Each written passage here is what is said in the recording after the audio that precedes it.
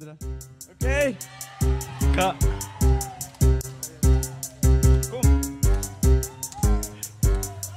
Okay, Kak, ready ma?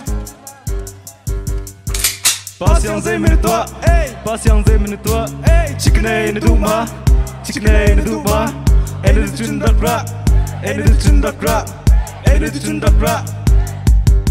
Dokra, Pasiang ni arsakan ay latin sa kuat, Atu nagzida singatin kini kwa kuruat, Nazi chuka zawi itan su apandang chang na PUBG vun itel nuwa chunate chu angam, Asung loy tukmi kan chan su PUBG a anliam.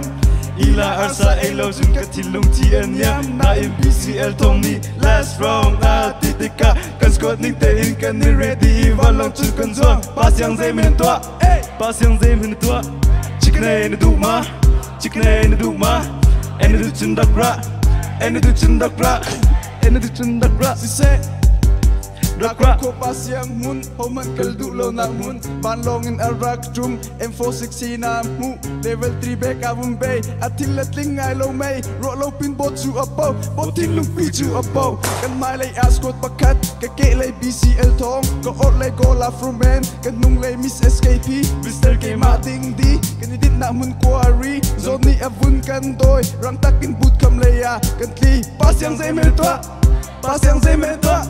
Chikne ne duma, Chikne ne duma, Ene de Chundakra, Ene de Chundakra, Ene de Chundakra. Dakra, rolo leka pat balung chung chut lia chu kamu. Atli te dai te thong pan te lo te in ke hebi.